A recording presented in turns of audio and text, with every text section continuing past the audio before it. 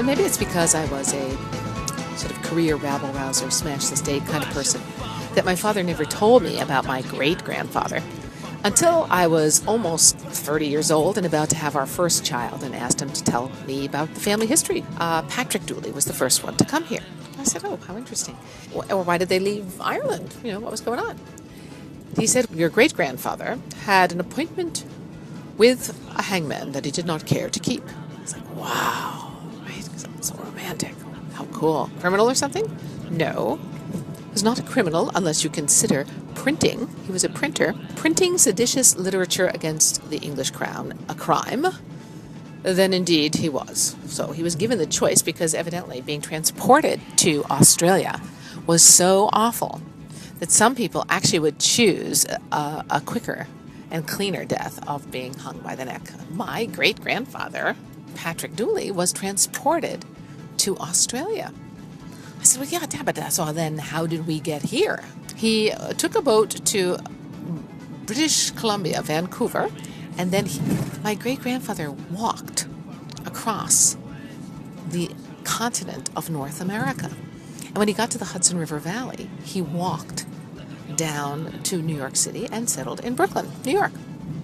You would think that someone with that legacy in their gene pool would not be a palm-sweating, knee-knocking, stomach-churning traveler, but I am. And the thing is, I love to travel. I absolutely love to travel by boat, by train. I'm all about traveling, walking, riding a bike. Even a bus is kind of okay. I hate driving places, and I hate flying. I am so afraid of flying that I make Meg Ryan in French Kiss look like Amelia Earhart. Okay? I am that scared. But this driving thing got to be a real problem because my fear and distaste for driving in a car developed into absolute abject terror, which became a phobia, which became actually a panic disorder. And we had done 3, and then I had our 4th kid, and it spanned like 9 years of being unable to drive on highways.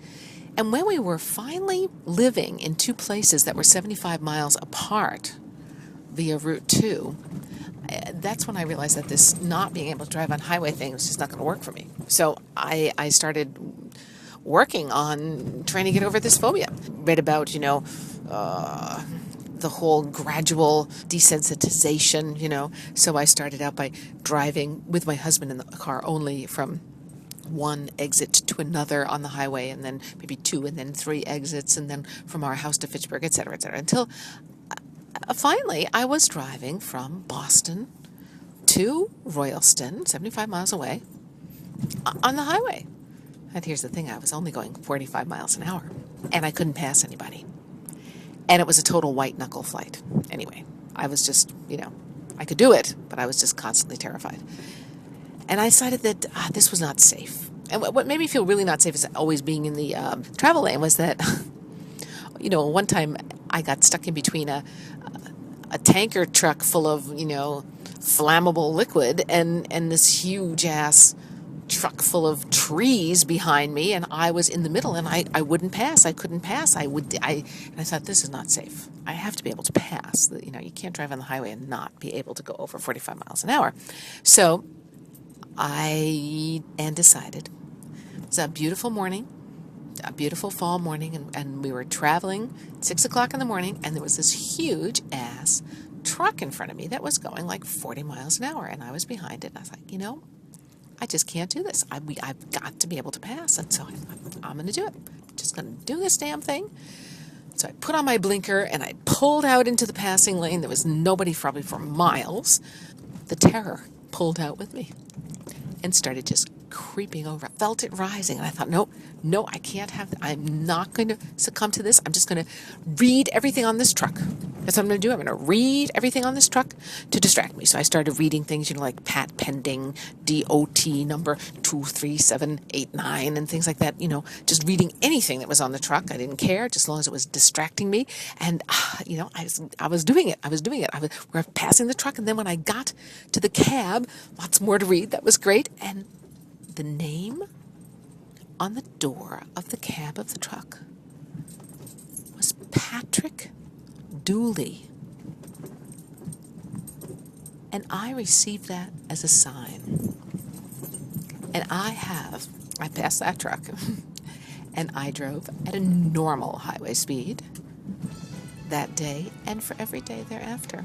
Whatever speed I deem appropriate is the speed that I travel at. And I've been transporting myself and my children and my family ever since.